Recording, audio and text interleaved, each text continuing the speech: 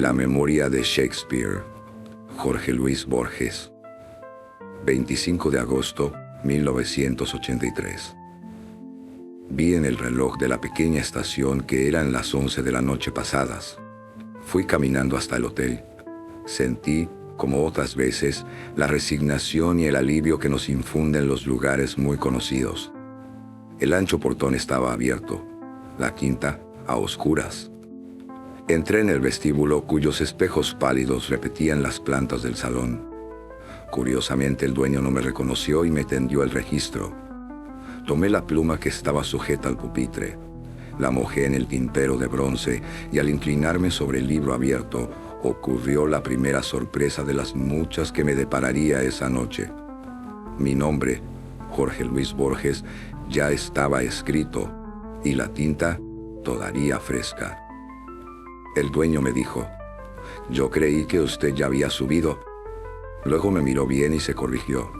«Disculpe, señor, el otro se le parece tanto, pero usted es más joven». Le pregunté: «¿Qué habitación tiene?» «Pidió la pieza 19», fue la respuesta. Era lo que yo había temido. Solté la pluma y subí corriendo las escaleras.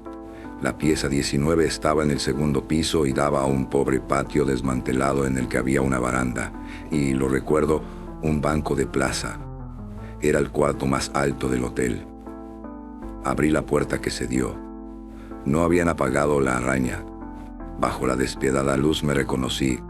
De espaldas en la angosta cama de fierro, más viejo, enflaquecido y muy pálido, estaba yo, los ojos perdidos en las altas molduras de yeso. Me llegó la voz. No era precisamente la mía, era la que suelo oír en mis grabaciones, ingrata y sin matices.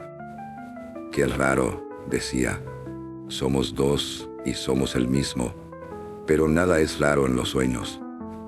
Pregunté asustado: «¿Entonces todo esto es un sueño?» «Es, estoy seguro, mi último sueño». Con la mano mostró el frasco vacío sobre el mármol de la mesa de luz. «Vos tendrás mucho que soñar, sin embargo, antes de llegar a esta noche. ¿En qué fecha estás?» «No sé muy bien», le dije aturdido, «pero ayer cumplí 61 años. Cuando tu vigilia llegue a esta noche, habrás cumplido, ayer, 84. Hoy estamos a 25 de agosto de 1983. «Tantos años habrá que esperar», murmuré. «A mí ya no me está quedando nada», dijo con brusquedad. «En cualquier momento puedo morir, puedo perderme en lo que no sé, y sigo soñando con el doble, el fatigado tema que me dieron los espejos y Stevenson». Sentí que la evocación de Stevenson era una despedida y no un rasgo pedante. Yo era él y comprendía. No bastan los momentos más dramáticos para ser Shakespeare y dar con frases memorables. Para distraerlo le dije: «¿Sabía que esto te iba a ocurrir? Aquí mismo hace años, en una de las piezas de abajo, iniciamos el borrador de este suicidio». «Sí», me respondió lentamente, como si juntara recuerdos, «pero no veo la relación. En aquel borrador yo había sacado un pasaje de ida a Drogué, y ya en el Hotel Las Delicias había subido a la pieza 19, la más apartada de todas. Ahí me había suicidado. Por eso estoy aquí», le dije. «¿No te das cuenta que lo fundamental es averiguar si hay un solo hombre soñando o dos que se sueñan? Yo soy Borges, que vio tu nombre en el registro y subió. Borges soy yo, que estoy muriéndome en la calle Maipú». Hubo un silencio. El otro me dijo: «Vamos a hacer la prueba. ¿Cuál ha sido el momento más terrible de nuestra vida?» Me incliné sobre él y los dos hablamos a un tiempo. Sé que los dos mentimos. Una tenue sonrisa iluminó en el rostro envejecido. Sentí que esa sonrisa reflejaba, de algún modo, la mía. «Nos hemos mentido», me dijo, «porque nos sentimos dos y no uno. La verdad es que somos dos y somos uno». Esa conversación me irritaba. Así se lo dije. Agregué: «¿Y vos, en 1983, no vas a revelarme nada sobre los años que me faltan?» «¿Qué puedo decirte, pobre Borges? Se repetirán las desdichas a que ya estás acostumbrado. Quedarás solo en esta casa. Tocarás los libros sin letras y el medallón de Swedenborg y la bandeja de madera con la cruz federal. La ceguera no es la tiniebla, es una forma de la soledad. Volverás a Islandia. Islandia, Islandia de los mares. En Roma repetirás los versos de Keats, cuyo nombre, como el de todos, fue escrito en el agua. No he estado nunca en Roma. Hay también otras cosas. Escribirás nuestro mejor poema, que será una elegia. A la muerte de... dije yo. No me atreví a decir el nombre. No, ella vivirá más que vos. Quedamos silenciosos. Prosiguió. Escribirás el libro con el que hemos soñado tanto tiempo. Hacia 1979 comprenderás que tu supuesta obra no es otra cosa que una serie de borradores misceláneos, y cederás a la vana y supersticiosa tentación de escribir tu gran libro. La superstición que nos ha infligido el Fausto de Goethe, Salammbô, el Ulises. Llené increíblemente muchas páginas, y al final comprendiste que habías fracasado. Algo peor. Comprendí que era una obra maestra, en el sentido más abrumador de la palabra. Mis buenas intenciones no habían pasado de las primeras páginas. En las otras estaban los laberintos, los cuchillos, el hombre que se cree una imagen, el reflejo que se cree verdadero, el tigre de las noches, las batallas que vuelven en la sangre, Juan Muraña ciego y fatal, la voz de Macedonio, la nave hecha con las uñas de los muertos, el inglés antiguo repetido en las tardes. Ese museo me es familiar, observé con ironía. Además, los falsos recuerdos, el doble juego de los símbolos, las largas enumeraciones, el buen manejo del prosaísmo, las simetrías imperfectas que descubren con alborozo los críticos, las citas no siempre apócrifas. ¿Publicaste ese libro? Jugué, sin convicción, con el melodramático propósito de destruirlo, acaso por el fuego. Acabé por publicarlo en Madrid bajo un seudónimo. Se habló de un torpe imitador de Borges, que tenía el defecto de no ser Borges y de haber repetido lo exterior del modelo. No me sorprende, dije yo. Todo escritor acaba por ser su menos inteligente discípulo. Ese libro fue uno de los caminos que me llevaron a esta noche. En cuanto a los demás, la humillación de la vejez, la convicción de haber vivido ya cada día, no escribiré ese libro, dije. Lo escribirás. Mis palabras, que ahora son el presente, serán apenas la memoria de un sueño. Me molestó su tono dogmático, sin duda el que uso en mis clases. Me molestó que nos pareciéramos tanto y que aprovechara la impunidad que le daba la cercanía de la muerte. Para desquitarme, le dije, ¿tan seguro estás de que vas a morir? Sí, me replicó. Siento una especie de dulzura y de alivio que no he sentido nunca. No puedo comunicarlo. Todas las palabras requieren una experiencia compartida. ¿Por qué parece molestarte tanto lo que te digo? Porque nos parecemos demasiado. Aborrezco tu cara, que es mi caricatura. Aborrezco tu voz, que es mi remedo. Aborrezco tu sintaxis patética, que es la mía. Yo también, dijo el otro. Por eso resolví suicidarme. Un pájaro cantó desde la quinta. Es el último, dijo el otro. Con un gesto me llamó a su lado. Su mano buscó la mía. Retrocedí. Temí que se confundieran las dos. Me dijo, los estoicos enseñan que no debemos quejarnos de la vida. La puerta de la cárcel está abierta. Siempre lo entendí así, pero la pereza y la cobardía me demoraron. Hará unos 12 días, yo daba una conferencia en La Plata sobre el libro sexto de la Eneida. De pronto, al escandir un hexámetro, supe cuál era mi camino. Tomé esta decisión. Desde aquel momento me sentí invulnerable. Mi suerte será la tuya, recibirás la brusca revelación, en medio de Latín y de Virgilio, y ya habrás olvidado enteramente este curioso diálogo profético que transcurre en dos tiempos y en dos lugares. Cuando lo vuelvas a soñar, serás el que soy, y tú serás mi sueño. No lo olvidaré, y voy a escribirlo mañana. Quedará en lo profundo de tu memoria, debajo de la marea de los sueños. Cuando lo escribas, creerás urdir un cuento fantástico. No será mañana. Todavía te faltan muchos años.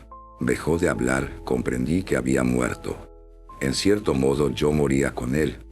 Me incliné acongojado sobre la almohada, y ya no había nadie. Huí de la pieza. Afuera no estaba el patio, ni las escaleras de mármol, ni la gran casa silenciosa, ni los eucaliptus, ni las estatuas, ni la glorieta, ni las fuentes, ni el portón de la verja de la quinta en el pueblo de Adrogué. Afuera me esperaban otros sueños. Tigres azules. Una famosa página de Blake hace del tigre un fuego que resplandece y un arquetipo eterno del mal. Prefiero aquella sentencia de Chesterton que lo define como símbolo de terrible elegancia. No hay palabras, por lo demás, que puedan ser cifra del tigre, esa forma que desde hace siglos habita la imaginación de los hombres. Siempre me atrajo el tigre. Sé que me demoraba, de niño, ante cierta jaula del zoológico. Nada me importaban las otras. Juzgaba a las enciclopedias y a los textos de historia natural por los grabados de los tigres. Cuando me fueron revelados los Jungle Books, me desagradó que Shere Khan, el tigre, fuera el enemigo del héroe. A lo largo del tiempo, ese curioso amor no me abandonó. Sobrevivió a mi paradójica voluntad de ser cazador y a las comunes vicisitudes humanas. Hasta hace poco, la fecha me parece lejana, pero en realidad no lo es, convivió de un modo tranquilo con mis habituales tareas en la Universidad de Lahore. Soy profesor de lógica occidental y oriental y consagro mis domingos a un seminario sobre la obra de Spinoza. Debo agregar que soy escocés. ¿Acaso el amor de los tigres fue el que me trajo de Aberdeen al Punjab? El curso de mi vida ha sido común. En los sueños siempre vi tigres. Ahora los pueblan otras formas. Más de una vez he referido estas cosas y ahora me parecen ajenas. Las dejo, sin embargo, ya que las exige mi confesión. A fines de 1904, leí que en la región del delta del Ganges habían descubierto una variedad azul de la especie. La noticia fue confirmada por telegramas ulteriores, con las contradicciones y disparidades que son del caso. Mi viejo amor se reanimó. Sospeché un error, dada la imprecisión habitual de los nombres de los colores. Recordé haber leído que en la islandés el nombre de Etiopía era Blaland, tierra azul o tierra de negros. El tigre azul bien podía ser una pantera negra. Nada se dijo de las rayas, y la estampa de un tigre azul con rayas de plata que divulgó la prensa de Londres era evidentemente apócrifa. El azul de la ilustración me pareció más propio de la heráldica que de la realidad. En un sueño vi tigres de un azul que no había visto nunca, y para el cual no hallé la palabra justa. Sé que era casi negro, pero esa circunstancia no basta para imaginar el matiz.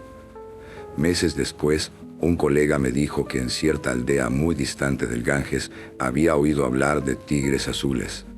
El dato no dejó de sorprenderme, porque sé que en esa región son raros los tigres. Nuevamente soñé con el tigre azul, que al andar proyectaba su larga sombra sobre el suelo arenoso. Aproveché las vacaciones para emprender el viaje a esa aldea, de cuyo nombre, por razones que luego aclararé, no quiero acordarme. Arribé ya terminada la estación de las lluvias. La aldea estaba agazapada al pie de un cerro, que me pareció más ancho que alto, y la cercaba y amenazaba la jungla, que era de un color pardo. En alguna página de Kipling tiene que estar el villorrio de mi aventura, ya que en ellas está toda la India, y de algún modo todo el orbe. Básteme referir que una zanja con oscilantes puentes de cañas apenas defendía las chozas.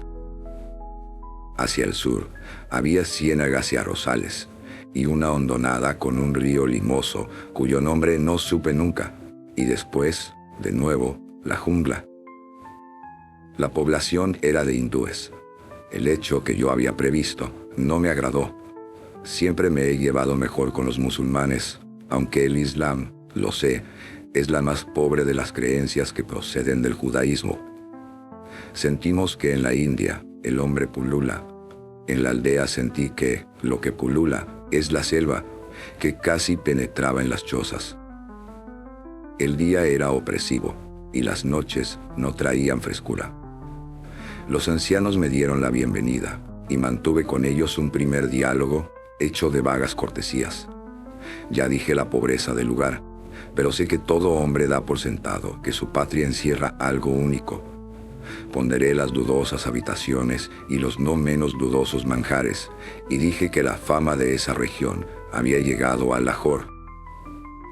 Los rostros de los hombres cambiaron. Intuí inmediatamente que había cometido una torpeza y que debía arrepentirme. Los sentí poseedores de un secreto que no compartirían con un extraño.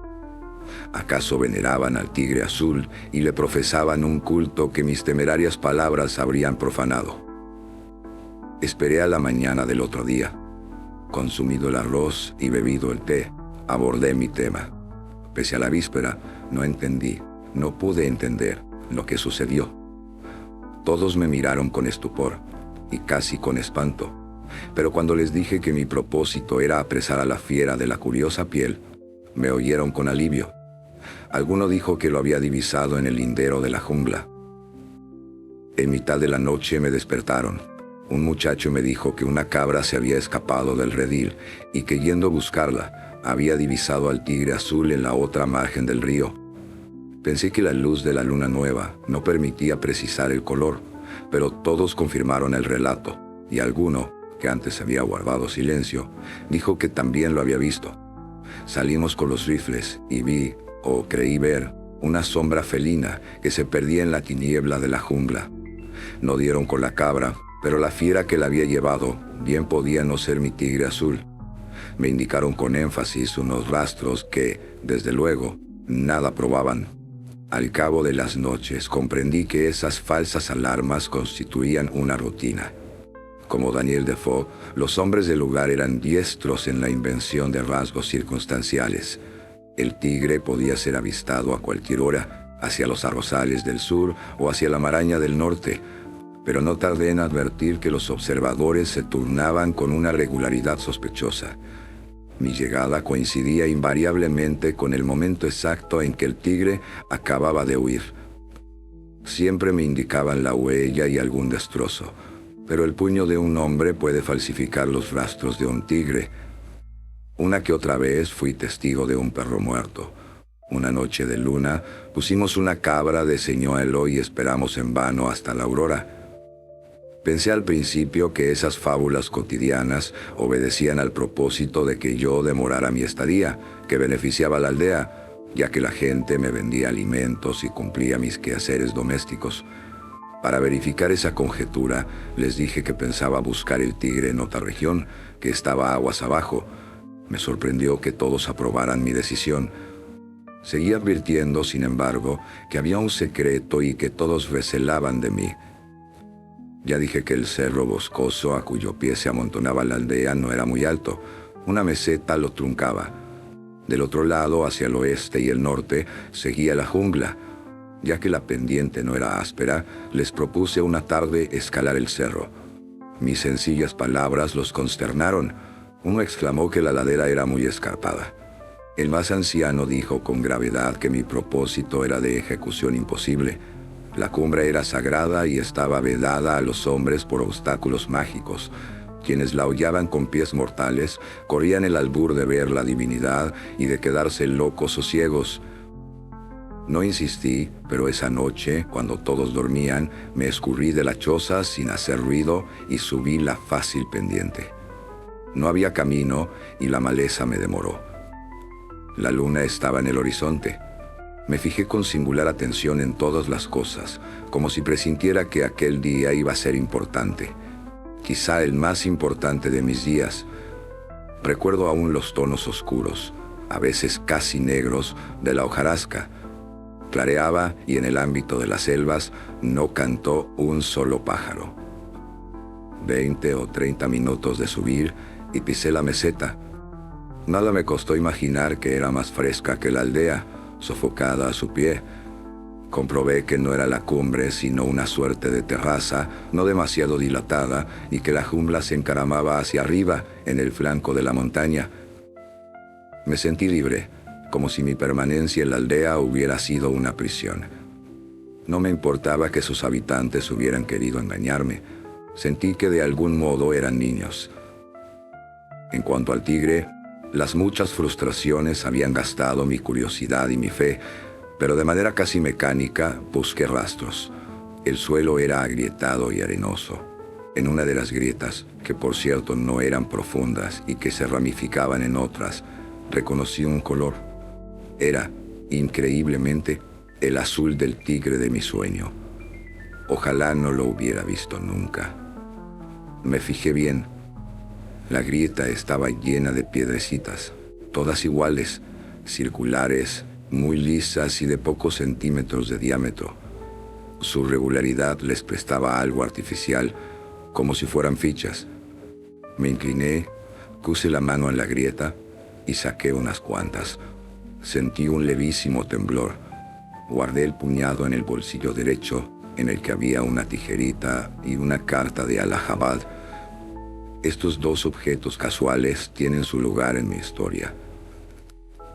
Ya en la choza, me quité la chaqueta. Me tendí en la cama y volví a soñar con el tigre.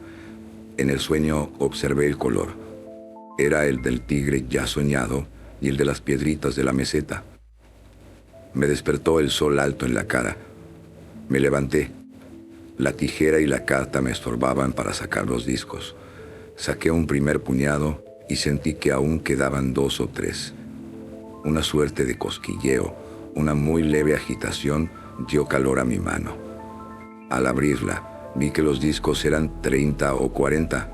Yo hubiera jurado que no pasaban de 10. Los dejé sobre la mesa y busqué los otros. No precisé contarlos para verificar que se habían multiplicado. Los junté en un solo montón y traté de contarlos uno por uno. La sencilla operación resultó imposible. Miraba con fijeza cualquiera de ellos, los sacaba con el pulgar y el índice, y cuando estaba solo, eran muchos. Comprobé que no tenía fiebre e hice la prueba muchas veces. El obsceno milagro se repetía. Sentí frío en los pies y en el bajo vientre, y me temblaban las rodillas. No sé cuánto tiempo pasó. Sin mirarlos, junté los discos en un solo montón y los tiré por la ventana. Con extraño alivio, sentí que había disminuido su número. Cerré la puerta con firmeza y me tendí en la cama. Busqué la exacta posición anterior y quise persuadirme de que todo había sido un sueño. Para no pensar en los discos, para poblar de algún modo el tiempo, repetí, con lenta precisión, en voz alta, las 8 definiciones y los 7 axiomas de la ética. No sé si me auxiliaron. En tales exorcismos estaba cuando oí un golpe. Temí instintivamente que me hubieran oído hablar solo y abrí la puerta. Era el más anciano, Bhagwan Das. Por un instante su presencia pareció restituirme a lo cotidiano. Salimos. Yo tenía la esperanza de que hubieran desaparecido los discos, pero ahí estaban en la tierra. Ya no sé cuántos eran. El anciano nos miró y me miró. Estas piedras no son de aquí, son las de arriba, dijo con una voz que no era la suya. Así es, le respondí. Agregué, no sin desafío, que las había hallado en la meseta e inmediatamente me avergoncé de darle explicaciones. Bhagwan Das, sin hacerme caso, se quedó mirándolas fascinado. Le ordené que las recogiera. No se movió. Me duele confesar que saqué el revólver y repetí la orden en voz más alta. Bhagwan Das balbució. Más vale una bala en el pecho que una piedra azul en la mano. Eres un cobarde, le dije. Yo estaba, creo, no menos aterrado, pero cerré los ojos y recogí un puñado de piedras con la mano izquierda. Guardé el revólver y las dejé caer en la palma abierta de la otra. Su número era mucho mayor. Sin darme cuenta, ya había ido acostumbrándome a esas transformaciones. Me sorprendieron menos que los gritos de Bhagwan Das. «Son las piedras que engendran», exclamó. «Ahora son muchas, pero pueden cambiar. Tienen la forma de la luna cuando está llena y ese color azul que solo es permitido ver en los sueños. Los padres de mis padres no mentían cuando hablaban de su poder. La aldea entera nos rodeaba. Me sentí el mágico poseedor de esas maravillas. Ante el asombro unánime recogía los discos, los elevaba, los dejaba caer, los desparramaba, los veía crecer y multiplicarse o disminuir extrañamente. La gente se agolpaba presa de estupor y de horror. Los hombres obligaban a sus mujeres a mirar el prodigio. Alguna se tapaba la cara con el antebrazo, alguna apretaba los párpados. Ninguno se animó a tocar los discos, salvo un niño feliz que jugó con ellos. En aquel momento sentí que ese desorden estaba profanando el milagro. Junté todos los discos que pude y volví a la choza. Quizá he tratado de olvidar el resto de aquel día, que fue el primero de una serie desventurada que no ha cesado aún. Lo cierto es que no lo recuerdo.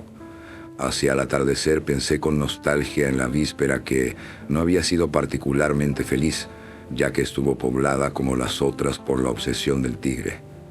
Quise ampararme en esa imagen, antes armada de poder y ahora baladí. El tigre azul me pareció no menos inocuo que el cisne negro del romano, que se descubrió después en Australia. Releo mis notas anteriores y compruebo que he cometido un error capital. Desviado por el hábito de esa buena o mala literatura que malamente se llama psicológica, he querido recuperar, no sé por qué, la sucesiva crónica de mi hallazgo. Más me hubiera valido insistir en la monstruosa índole de los discos. Si me dijeran que hay unicornios en la luna, yo aprobaría o rechazaría ese informe, o suspendería mi juicio, pero podría imaginarlos.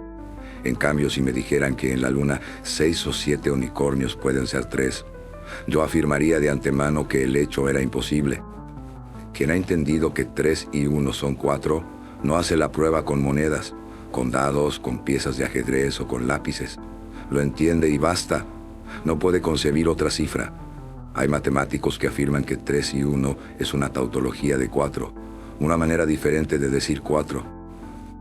A mí, Alexander Craigie, me había tocado en suerte descubrir entre todos los hombres de la Tierra los únicos objetos que contradicen esa ley esencial de la mente humana.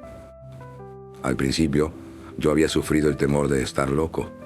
Con el tiempo, creo que hubiera preferido estar loco, ya que mi alucinación personal importaría menos que la prueba de que en el universo cabe el desorden. Si 3 y 1 pueden ser 2 o pueden ser 14, la razón es una locura. En aquel tiempo, contraje el hábito de soñar con las piedras. La circunstancia de que el sueño no volviera todas las noches me concedía un resquicio de esperanza que no tardaba en convertirse en terror. El sueño era más o menos el mismo. El principio anunciaba el temido fin. Una baranda y unos escalones de hierro que bajaban en espiral, y luego un sótano o un sistema de sótanos que se ahondaban en otras escaleras cortadas casi a pico, en herrerías, en cerrajerías, en calabozos y en pantanos. En el fondo, en su esperada grieta, las piedras, que eran también Behemoth o Leviatán, los animales que significan en la escritura que el Señor es irracional. Yo me despertaba temblando, y ahí estaban las piedras en el cajón, listas a transformarse. La gente era distinta conmigo. Algo de la divinidad de los discos que ellos apodaban tigres azules me había tocado, pero asimismo me sabían culpable de haber profanado la cumbre. En cualquier instante de la noche, en cualquier instante del día, podían castigarme los dioses. No se atrevieron a atacarme o a condenar mi acto, pero noté que todos eran ahora peligrosamente serviles. No volví a ver al niño que había jugado con los discos. Temí el veneno o un puñal en la espalda. Una mañana, antes del alba, me evadí de la aldea. Sentí que la población entera me espiaba y que mi fuga fue un alivio. Nadie desde aquella primera mañana había querido ver las piedras. Volví a Lahore. En mi bolsillo estaba el puñado de discos. El ámbito familiar de mis libros no me trajo el alivio que yo buscaba. Sentí que en el planeta persistían la aborrecida aldea y la jungla, y el declive espinoso con la meseta, y en la meseta las pequeñas grietas, y en las grietas las piedras. Mis sueños confundían y multiplicaban esas cosas dispares. La aldea eran las piedras, la jungla era la ciénaga, y la ciénaga era la jungla.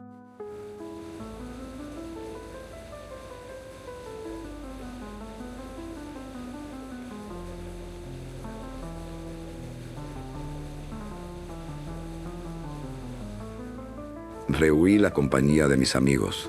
Temí ceder a la tentación de mostrarles ese milagro atroz que socavaba la ciencia de los hombres. Ensayé diversos experimentos. Hice una incisión en forma de cruz en uno de los discos, lo barajé entre los demás y lo perdí al cabo de 1 o 2 conversiones, aunque la cifra de los discos había aumentado. Hice una prueba análoga con un disco que había cercenado con una lima un arco de círculo. Este asimismo se perdió. Con un punzón abrí un orificio en el centro de un disco y repetí la prueba. Lo perdí para siempre. Al otro día regresó de su estadía en la nada el disco de la cruz. Qué misterioso espacio era ese, que absorbía las piedras y devolvía con el tiempo una que otra, obedeciendo a leyes inescrutables o a un arbitrio inhumano. El mismo anhelo de orden que en el principio creó las matemáticas hizo que yo buscara un orden en esa aberración de las matemáticas, que son las insensatas piedras que engendran. En sus imprevisibles variaciones quise hallar una ley. Consagré los días y las noches a fijar una estadística de los cambios. De esa etapa conservo los cuadernos cargados vanamente de cifras. Mi procedimiento era este. Contaba con los ojos las piezas y anotaba la cifra. Luego las dividía en 2 puñados que arrojaba sobre la mesa. Contaba las 2 cifras, las anotaba y repetía la operación. Inútil fue la búsqueda de un orden, de un dibujo secreto en las rotaciones. El máximo de piezas que logré fue de 419, el mínimo 3. Hubo un momento en que esperé o temí que desaparecieran. A poco de ensayar, comprobé que un disco aislado de los otros no podía multiplicarse o desaparecer. Naturalmente, las 4 operaciones de sumar, restar, multiplicar o dividir eran imposibles. Las piedras se negaban a la aritmética y al cálculo de probabilidades. 40 discos podían, divididos, dar 9. Los 9 divididos a su vez podían ser 300. No sé cuánto pesaban. No recurrí a una balanza, pero estoy seguro de que su peso era constante y leve. El color era siempre aquel azul. Estas operaciones me ayudaron a salvarme de la locura. Al manejar las piedras que destruyen la ciencia matemática, pensé más de una vez en aquellas piedras del griego que fueron los primeros guarismos y que han legado a tantos idiomas la palabra cálculo. Las matemáticas, me dije, tienen su origen y ahora su fin en las piedras. Si Pitágoras hubiera operado con estas, al término de un mes, comprendí que el caos era inextricable. Ahí estaban indómitos los discos y la perpetua tentación de tocarlos, de volver a sentir el cosquilleo, de arrojarlos, de verlos aumentar o decrecer y de fijarme en pares o impares. Llegué a temer que contaminaran las cosas y particularmente los dedos que insistían en manejarlos. Durante unos días me impuse el íntimo deber de pensar continuamente en las piedras, porque sabía que el olvido solo podía ser momentáneo y que redescubrir mi tormento sería intolerable. No dormí la noche del 10 de febrero. Al cabo de una caminata que me llevó hasta el alba, traspuse los portales de la mezquita de Wasilhan. Era la hora en que la luz no ha revelado aún los colores. No había un alma en el patio. Sin saber por qué, hundí las manos en el agua de la cisterna. Ya en el encinto pensé que Dios y Alá son 2 nombres de un solo ser inconcebible, y le pedí en voz alta que me librara de mi carga. Inmóvil, aguardé una contestación. No oí los pasos, pero una voz cercana me dijo: «He venido». A mi lado estaba el mendigo. Descifré en el crepúsculo el turbante, los ojos apagados, la piel cetrina y la barba gris. No era muy alto. Me tendió la mano y me dijo, siempre en voz baja: «Una limosna, protector de los pobres». Busqué y le respondí: «No tengo una sola moneda». «Tienes muchas», fue la contestación. En mi bolsillo derecho estaban las piedras. Saqué una y la dejé caer en la mano hueca. No se oyó el menor ruido. «Tienes que darme todas», me dijo. «El que no ha dado todo no ha dado nada». Comprendí y le dije: «Quiero que sepas que mi limosna puede ser espantosa». Me contestó: «¿Acaso esa limosna es la única que puedo recibir? He pecado». Dejé caer todas las piedras en la cóncava mano. Cayeron como en el fondo del mar, sin el rumor más leve. Después me dijo: «No sé aún cuál es tu limosna, pero la mía es espantosa. Te quedas con los días y las noches, con la cordura, con los hábitos, con el mundo». No oí los pasos del mendigo ciego, ni lo vi perderse en el alba.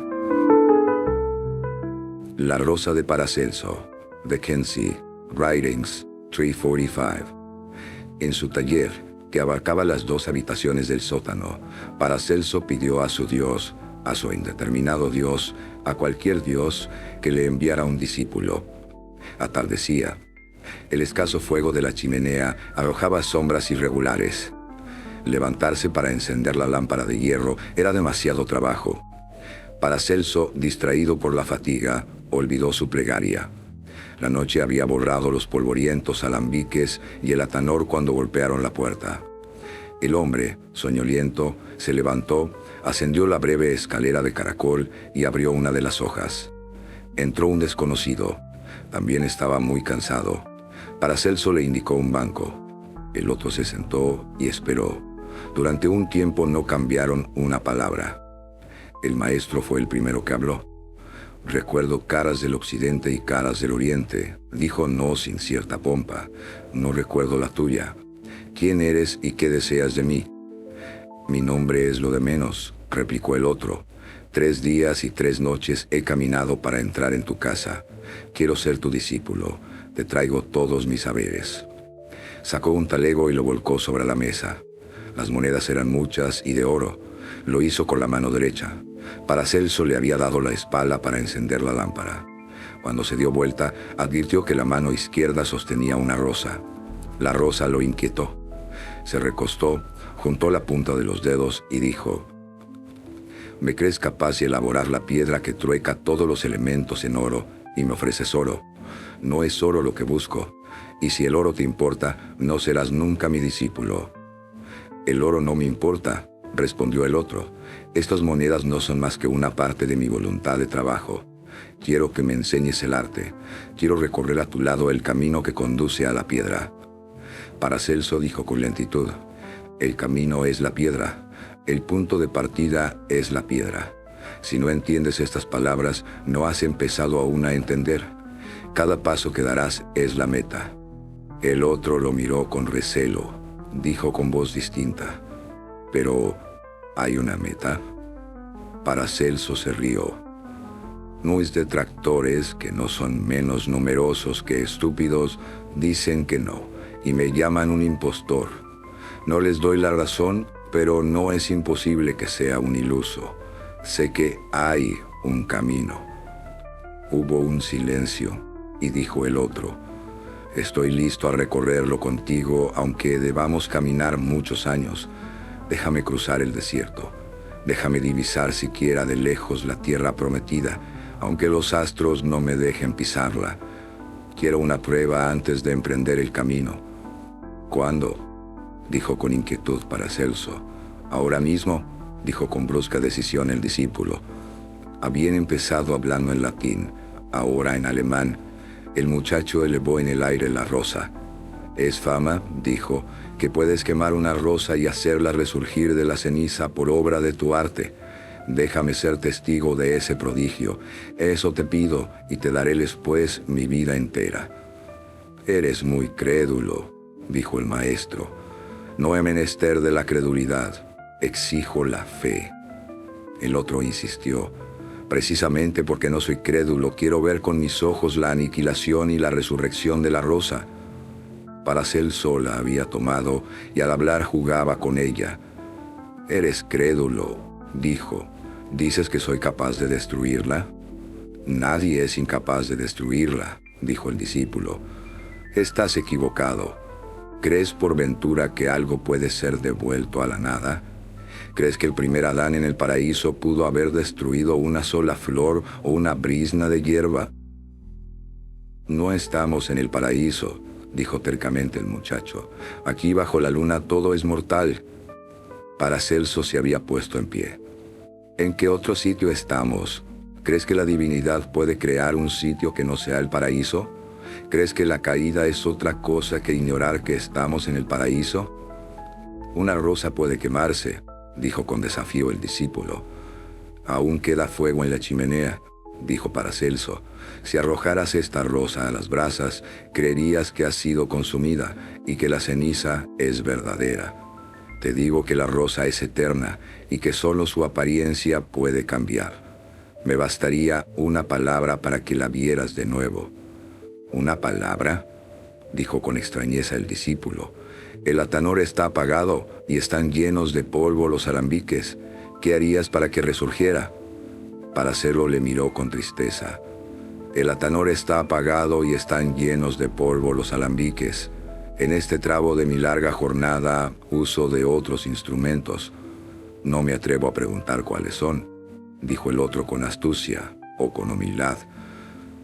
Hablo del que usó la divinidad para crear los cielos y la tierra y el invisible paraíso en que estamos y que el pecado original nos oculta. Hablo de la palabra que nos enseña la ciencia de la cábala. El discípulo dijo con frialdad: te pido la merced de mostrarme la desaparición y aparición de la rosa. No me importa que operes con alquitaras o con el verbo. Paracelso reflexionó. Al cabo dijo: si yo lo hiciera, dirías que se trata de una apariencia impuesta por la magia de tus ojos. El prodigio no te daría la fe que buscas. Deja pues la rosa. El joven lo miró, siempre receloso. El maestro alzó la voz y le dijo: además, ¿quién eres tú para entrar en la casa de un maestro y exigirle un prodigio? ¿Qué has hecho para merecer semejante don? El otro replicó, tembloroso: ya sé que no he hecho nada. Te pido en nombre de los muchos años que estudiaré a tu sombra, que me dejes ver la ceniza y después la rosa. No te pediré nada más. Creeré en el testimonio de mis ojos. Tomó con brusquedad la rosa encarnada que Paracelso había dejado sobre el pupitre y la arrojó a las llamas. El color se perdió y solo quedó un poco de ceniza. Durante un instante infinito esperó las palabras y el milagro. Paracelso no se había inmutado. Dijo con curiosa llaneza: todos los médicos y todos los boticarios de Basilea afirman que soy un embaucador. Quizá están en lo cierto. Ahí está la ceniza que fue la rosa y que no lo será. El joven sintió vergüenza. Paracelso era un charlatán o un mero visionario, y él, un intruso, había franqueado su puerta y lo obligaba ahora a confesar que sus famosas artes mágicas eran vanas. Se arrodilló y le dijo: he obrado imperdonablemente. Me ha faltado la fe que el Señor exigía de los creyentes. Deja que siga viendo la ceniza. Volveré cuando sea más fuerte y seré tu discípulo, y al cabo del camino veré la rosa. Hablaba con genuina pasión, pero esa pasión era la piedad que le inspiraba el viejo maestro, tan venerado, tan agredido, tan insigne y por ende tan hueco. ¿Quién era él, Johannes Griesbach, para descubrir con mano sacrílega que detrás de la máscara no había nadie? Dejarle las monedas de oro sería una limosna. Las retomó al salir. Paracelso lo acompañó hasta el pie de la escalera y le dijo que en esa casa siempre sería bienvenido. Ambos sabían que no volverían a verse. Paracelso se quedó solo. Antes de apagar la lámpara y de sentarse en el fatigado sillón, volcó el tenue puñado de ceniza en la mano cóncava y dijo una palabra en voz baja. La rosa resurgió. La memoria de Shakespeare. Hay devotos de Goethe, de las Edas y del tardío cantar de los Nibelungos. Shakespeare ha sido mi destino. Lo es aún, pero de una manera que nadie pudo haber presentido, salvo un solo hombre, Daniel Thorpe, que acaba de morir en Pretoria. Hay otro cuya cara no he visto nunca. Soy Herman Sorgel. El curioso lector ha hojeado quizá mi cronología de Shakespeare, que alguna vez creí necesaria para la buena inteligencia del texto, y que fue traducida a varios idiomas, incluso el castellano. No es imposible que recuerde a sí mismo una prolongada polémica sobre cierta enmienda que Theobald intercaló en su edición crítica de 1734, y que desde esa fecha es parte indiscutida del canon. Hoy me sorprende el tono incivil de aquellas casi ajenas páginas. Hacia 1914 redacté y no di a la imprenta un estudio sobre las palabras compuestas que el helenista y dramaturgo George Chapman forjó para sus versiones homéricas y que retrotraen el inglés, sin que él pudiera sospecharlo, a su origen, Ursprung, anglosajón. No pensé nunca que su voz, que he olvidado ahora, me sería familiar. Alguna separata firmada con iniciales completa, creo, mi biografía literaria. No sé si es lícito agregar una versión inédita de Macbeth, que emprendí para no seguir pensando en la muerte de mi hermano, Otto Julius, que cayó en el frente occidental en 1917. No la concluí. Comprendí que el inglés dispone, para su bien, de dos registros, el germánico y el latino, en tanto que nuestro alemán, pese a su mejor música, debe limitarse a uno solo. He nombrado ya a Daniel Thorpe. Me lo presentó el mayor Barclay en cierto congreso shakespeariano. No diré el lugar ni la fecha. Sé harto bien que tales precisiones son en realidad vaguedades. Más importante que la cara de Daniel Thorpe, que mi ceguera parcial me ayuda a olvidar, era su notoria desdicha. Al cabo de los años, un hombre puede simular muchas cosas, pero no la felicidad. De un modo casi físico, Daniel Thorpe exhalaba melancolía. Después de una larga sesión, la noche nos halló en una taberna cualquiera. Para sentirnos en Inglaterra, donde ya estábamos, apuramos en rituales jarros de peltre, cerveza tibia y negra. En el Punjab, dijo el mayor, me indicaron a un pordiciero. Una tradición del Islam atribuye al rey Salomón una sortija que le permitía entender la lengua de los pájaros. Era fama que el pordiciero tenía en su poder la sortija. Su valor era tan inapreciable que no pudo nunca venderla, y murió en uno de los patios de la mezquita de Wasil Khan, en Lahore. Pensé que Chaucer no desconocía la fábula del prodigioso anillo, pero decirlo hubiera sido estropear la anécdota de Barclay. ¿Y la sortija?, pregunté. Se perdió, según la costumbre de los objetos mágicos. Quizá esté ahora en algún escondrijo de la mezquita o en la mano de un hombre que vive en un lugar donde faltan pájaros. O donde hay tantos, dije, que lo que dicen se confunde. Su historia, Barclay, tiene algo de parábola. Fue entonces cuando habló Daniel Thorpe. Lo hizo de un modo impersonal, sin mirarnos. Pronunciaba el inglés de un modo peculiar, que atribuía una larga estadía en el Oriente. No es una parábola, dijo, y si lo es verdad. Hay cosas de valor tan inapreciable que no pueden venderse. Las palabras que trato de reconstruir me impresionaron menos que la convicción con que las dijo Daniel Thorpe. Pensamos que diría algo más, pero de golpe se calló, como arrepentido. Barclay se despidió. Los dos volvimos juntos al hotel. Era ya muy tarde, pero Daniel Thorpe me propuso que prosiguiéramos la charla en su habitación. Al cabo de algunas trivialidades, me dijo, le ofrezco la sortija del rey. Claro está que se trata de una metáfora, pero lo que esa metáfora cubre no es menos prodigioso que la sortija. Le ofrezco la memoria de Shakespeare desde los días más pueriles y antiguos hasta los del principio de abril de 1616. No acerté a pronunciar una palabra. Fue como si me ofrecieran el mar. Thorpe continuó, no soy un impostor, no estoy loco. Le ruego que suspenda su juicio hasta haberme oído. El mayor le habrá dicho que soy o era médico militar. La historia cabe en pocas palabras. Empieza en el Oriente, en un hospital de sangre, en el alba. La precisa fecha no importa.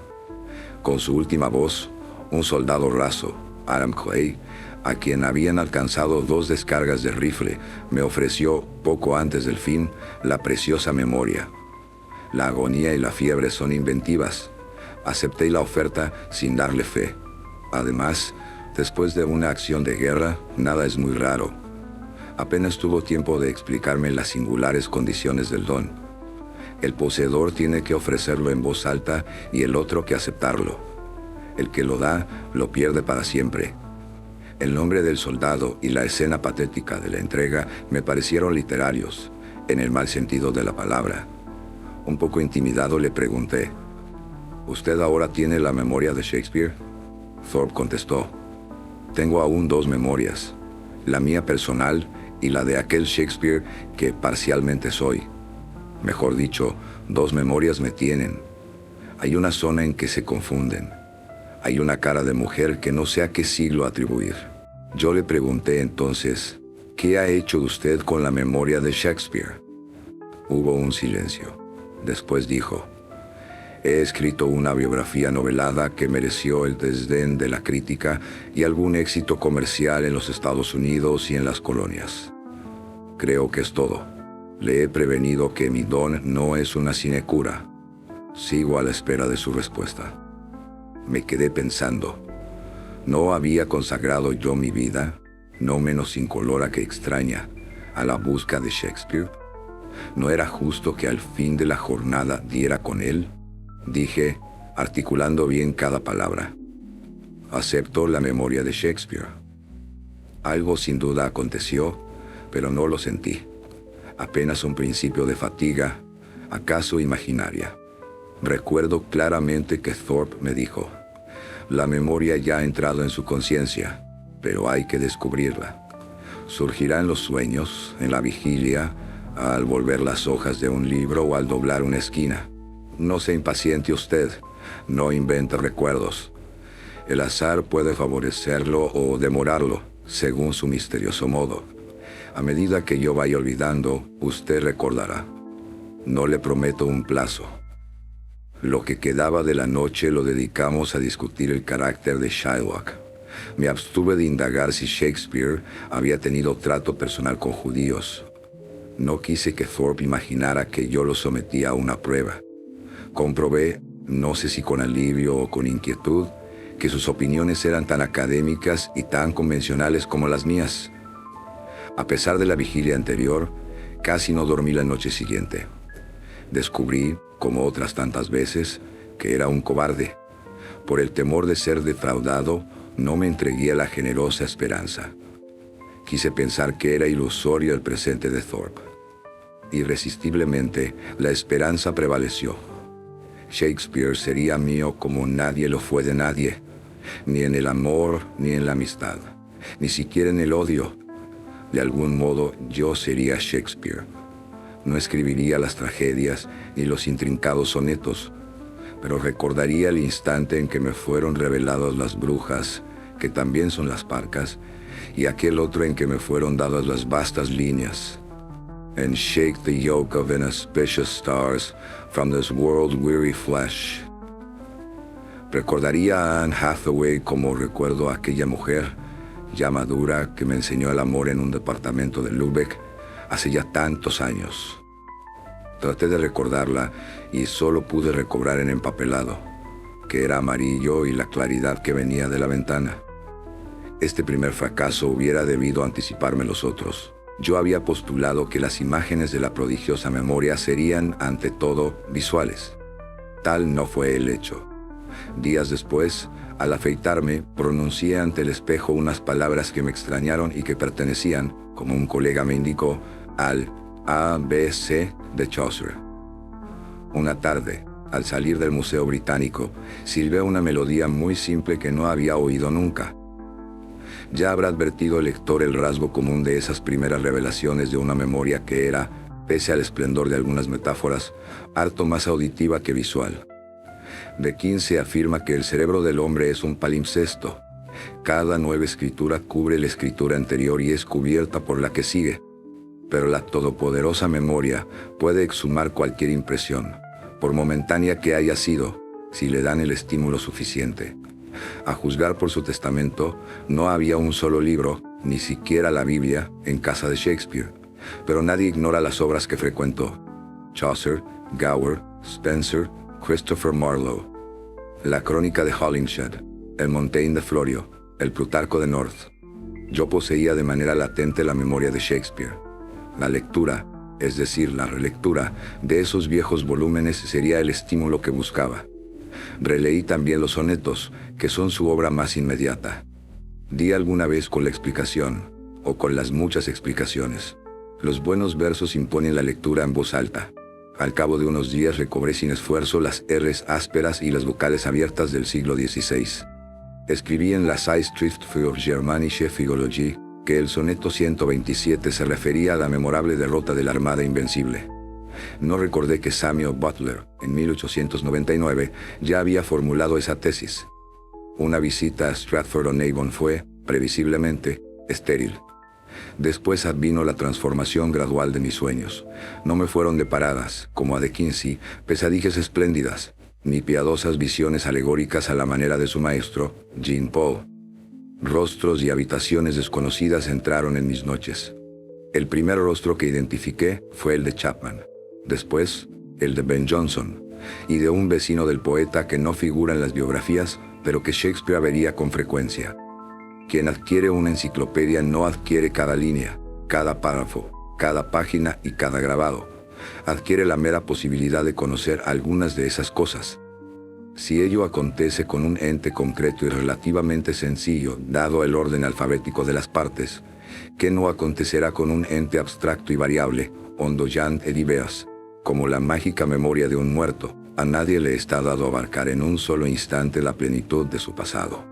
Ni a Shakespeare, que yo sepa, ni a mí, que fui su parcial heredero, nos depararon ese don. La memoria del hombre no es una suma, es un desorden de posibilidades indefinidas. San Agustín, si no me engaño, habla de los palacios y cavernas de la memoria. La segunda metáfora es la más justa. En esas cavernas entré. Como la nuestra, la memoria de Shakespeare incluía zonas, grandes zonas de sombra rechazadas voluntariamente por él.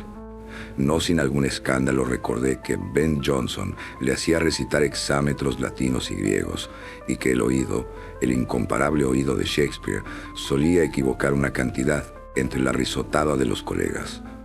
Conocí estados de ventura y de sombra que trascienden la común experiencia humana. Sin que yo lo supiera, la larga y estudiosa soledad me había preparado para la dócil recepción del milagro. Al cabo de unos 30 días, la memoria del muerto me animaba. Durante una semana de curiosa felicidad, casi creí ser Shakespeare. La obra se renovó para mí. Sé que la luna, para Shakespeare, era menos la luna que Diana, y menos Diana que esa obscura palabra que se demora, moon. Otro descubrimiento anoté. Las aparentes negligencias de Shakespeare, esas absences de l'infinite, de que apologéticamente habla Hugo, fueron deliberadas. Shakespeare las toleró o intercaló para que su discurso, destinado a la escena, pareciera espontáneo y no demasiado pulido y artificial. Nicht allzu glatt und gekünstelt. Esa misma razón lo movió a mezclar sus metáforas. My way of life is fallen into the sear, the yellow leaf. Una mañana discerní una culpa en el fondo de su memoria. No traté de definirla. Shakespeare lo ha hecho para siempre. Básteme declarar que esa culpa nada tenía en común con la perversión. Comprendí que las tres facultades del alma humana, memoria, entendimiento y voluntad, no son una ficción escolástica. La memoria de Shakespeare no podía revelarme otra cosa que las circunstancias de Shakespeare. Es evidente que éstas no constituyen la singularidad del poeta. Lo importante es la obra que ejecutó con ese material deleznable. Ingenuamente, yo había premeditado, como Thorpe, una biografía. No tardé en descubrir que ese género literario requiere condiciones de escritor que ciertamente no son mías. No sé narrar mi propia historia, que es harto más extraordinaria que la de Shakespeare. Además, ese libro sería inútil. El azar o el destino dieron a Shakespeare las triviales cosas terribles que todo hombre conoce. Él supo transmutarlas en fábulas, en personajes mucho más vividos que el hombre gris que lo soñó, en versos que no dejarán caer las generaciones, en música verbal. ¿A qué destejer esa red? ¿A qué minar la torre? ¿A qué reducir a las módicas proporciones de una biografía documental o de una novela realista el sonido y la furia de Macbeth? Goethe constituye, según se sabe, el culto oficial de Alemania. Más íntimo es el culto de Shakespeare, que profesamos no sin nostalgia. En Inglaterra, Shakespeare, que tan lejano está de los ingleses, constituye el culto oficial. El libro de Inglaterra es la Biblia. En la primera etapa de la aventura sentí la dicha de ser Shakespeare. En la postrera, la opresión y el terror. Al principio las dos memorias no mezclaban sus aguas. Con el tiempo, el gran río de Shakespeare amenazó y casi anegó mi modesto caudal. Advertí con temor que estaba olvidando la lengua de mis padres. Ya que la identidad personal se basa en la memoria, temí por mi razón. Mis amigos venían a visitarme. Me asombró que no percibieran que estaba en el infierno. Empecé a no entender las cotidianas cosas que me rodeaban. Die alltägliche Umwelt. Cierta mañana, me perdí entre grandes formas de hierro, de madera y de cristal. Me aturdieron silbatos y clamores. Tardé un instante, que pudo parecerme infinito, en reconocer las máquinas y los vagones de la estación de Bremen. A medida que transcurren los años, todo hombre está obligado a sobrellevar la creciente carga de su memoria.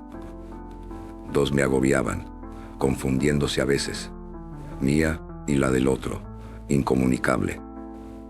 Todas las cosas quieren perseverar en su ser, ha escrito Spinoza.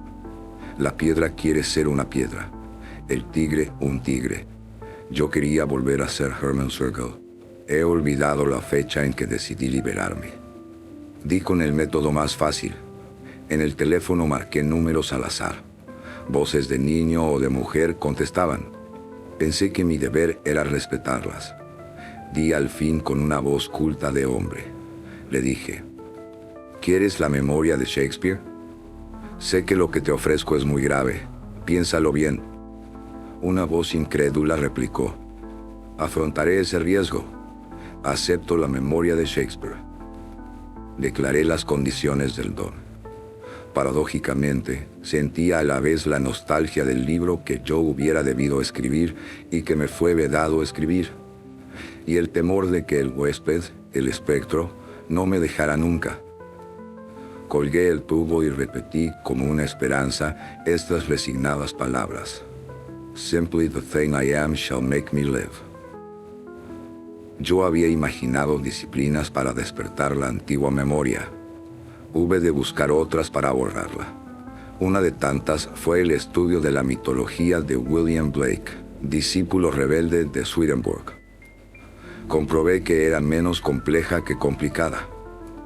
Ese y otros caminos fueron inútiles. Todos me llevaban a Shakespeare. Di al fin con la única solución para poblar la espera. La estricta y vasta música. Bach. PS 1924. Ya soy un hombre entre los hombres. En la vigilia soy el profesor emérito Hermann Sorgel, que manejo un fichero y que redacto trivialidades eruditas. Pero en el alba sé, alguna vez, que el que sueña es el otro.